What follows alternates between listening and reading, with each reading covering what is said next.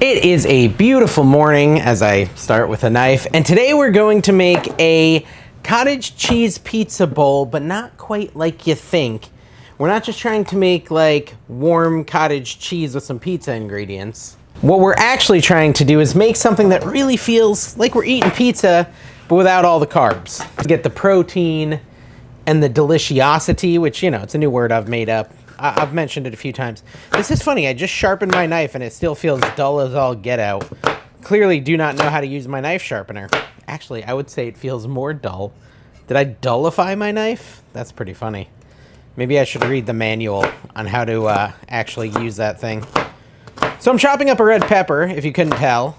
We don't need much, just a couple tablespoons. We're not making a huge recipe. Now you can double or triple or quadruple or whatever you want this recipe, but I don't want to make a ton. Now I'm using a red pepper, but that's just because weirdly there's no green peppers at my store. Only red. So I would probably go with green first if I could, but they all taste kind of the same. So what we're gonna do is we're gonna try to make it kind of feel like you're biting into the center of like a deep dish pizza from Chicago. You know, like it's not gonna, ooh, look at this onion, good gravy. What even is that? Why? I just bought the, oh man, we're okay. Yeah, a little nerve-wracking. Why, what? I don't even know. What? Only at Walmart, right? It almost seems like it was frozen. Maybe we'll take a little out of the center, guys. We only need a tablespoon or two of onion, so we're just gonna find the best part of the onion. It'll be fine. With my incredibly dull knife, what could possibly go wrong here, guys? Yeah, I just bought like a $40 knife sharpener. The fact that it ends up dulling the knives just is very depressing. I'm gonna need to do some research on how to use it properly. I thought I was using it right. Clearly not. Maybe you're not supposed to slide the knife through? Let me know in the comments, guys. How do you use the little chef's choice sharpener? Anyways, needless to say, chop up an onion. This is gonna be a really easy recipe. That was another part of the goal, was to have this like give us that pizza-y vibe, but have it be loaded with protein, cottage cheese, and finally be super, super easy. Those were our three goals here. All right, so we got a little onion as well. Beautiful. I'm gonna set these veggies aside, and we're gonna move to the next part, which is to blend up our ingredients. Starting off with cottage cheese, and this one is March 20th. Still good, it's not March 20th. Looks fine, right? It's not March 20th yet. Should be all right. I'm gonna mix it up a little. Yeah, it looks good. Looks good. There was a cottage cheese recall. Did you hear about that at Wally World? I'm not really the recall guy, but I do have a podcast where we talk about food and food news and stuff like that. That's called Crumbs and Convos, and it's on YouTube or Spotify. Check it out. A lot of people have gone over there, checked it out, and are enjoying it. We try to just be lighthearted and fun. It's not educational. It's not diet. It's just literally a fun time where we talk about food, the new fast foods that come out, all that sort of stuff. So we're gonna take 3/4 of a cup of cottage cheese, put it in a blender food processor. But yeah, I'll put a link to the Crumbs and Convos podcast. We then wanna add an egg yolk, which you guys, if you've watched for a while, you know I'm really good at this process. Do I have one of those fancy dancy things that'll help me with this? I'm pretty sure they're called de-yolkifiers. I don't know, I'm just gonna do it with a spoon and hope it goes well. Yeah, I did a video, not this same recipe. It was, oh gosh, okay. Well, that first one went really good. Hey, you know what? It's not bad. We'll take it. We're going to call that good.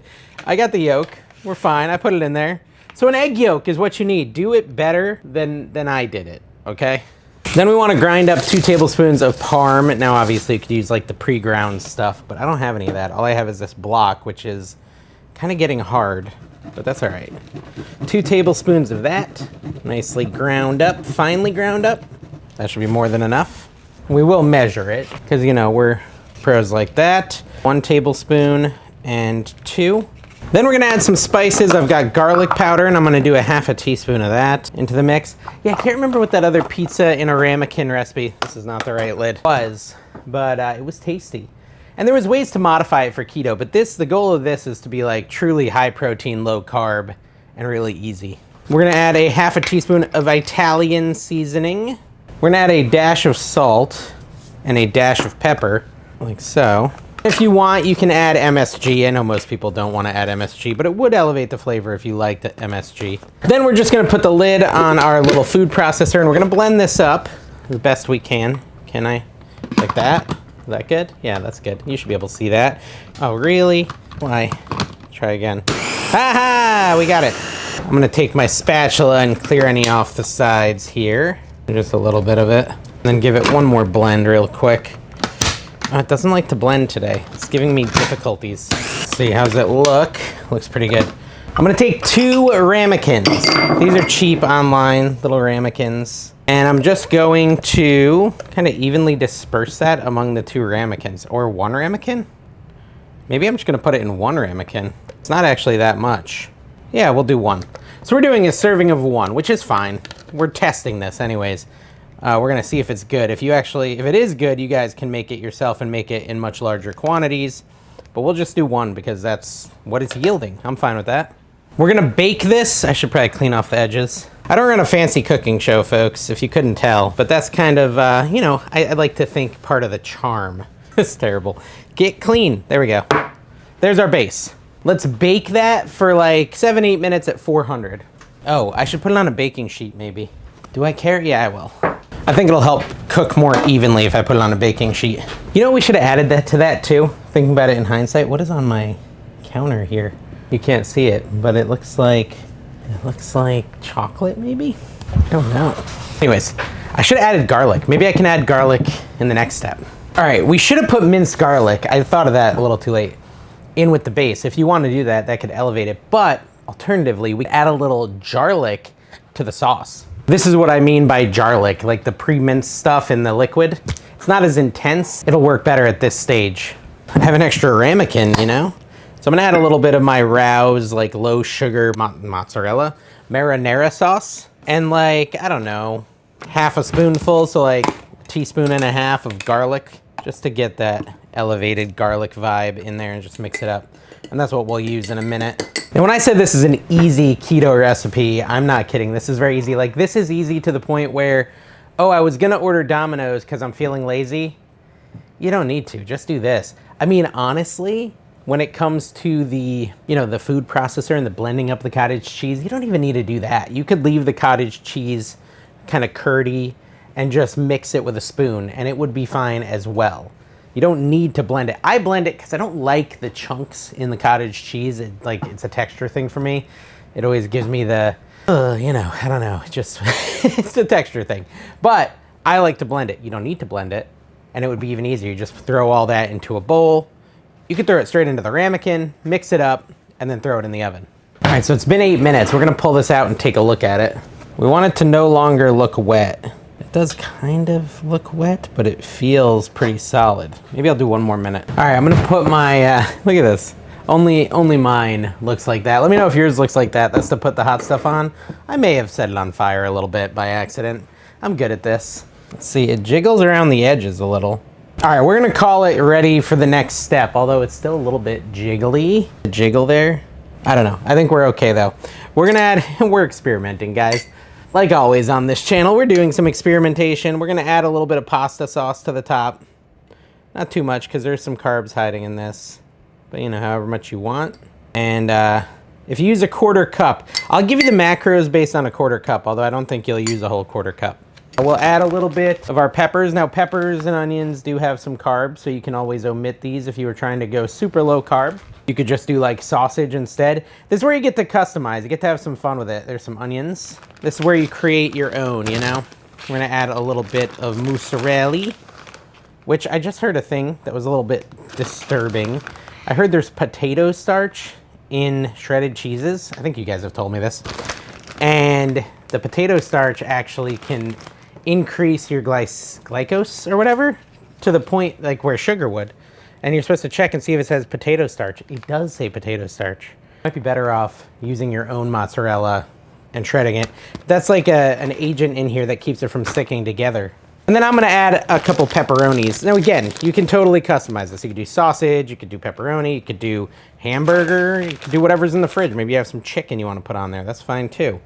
Put a couple peps on there. You could also blend some pepperoni into it. That'd be kind of good. And we're gonna put it back in the oven, still at 400 degrees for like another 3 minutes. Now guys, you know, the giant mega cutting board is cool in like look, in theory, it looks cool, but it's so inconvenient. in my tiny sink to try to wash that thing. And when I was walking with it, I ran into a wall and it jabbed me in the stomach. And I hurt my finger too. I just knocked the wind out of myself with my cutting board that I was trying to clean off, is the moral of the story. Let's see how this looks. Looks pretty good. So this is where we're at now. It says we're supposed to broil it now. Can you see it? All right, so I broiled it for like 2 to 3 minutes. Let's let it cool so I don't melt my face off when we try this. And I'm gonna tell you the macros. I got my old computer here. So it is technically with a 1/4 cup of sauce, which I don't think I did a 1/4 cup of sauce, but with a 1/4 cup of sauce and with 2 tablespoons of onions, 2 tablespoons of green pepper or red pepper, which again, I think I did more like a tablespoon of each. But with all that, it would be 7 total carbs. The calories, 410. Protein is 33, which is great. Fat is 28. Fiber is 1 gram. Actually, the net carbs is 6 grams. But again, just replace the veggies if you want for more meat and your carb count will go down. At the end of the day, it's a nice low carb, hopefully delicious solution. I'm just letting it set for a minute. All right, I think we're still scorching hot. It's been, let's see, how many minutes has it been? It's only been 1 minute.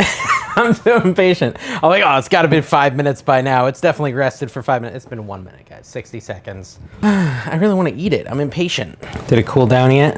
All right, we're gonna try it. It's been like 3 minutes. You should really let it rest for 5, but I wanna see if it's good. Should I go with some pepperoni? I wanna see the texture. The texture's about what I expected. A little pepperoni on here though. Oh, that's hot. It's gonna be a little hot. I wanna get some cheese. Get some cheese on there. I want a little of all the ingredients, you know?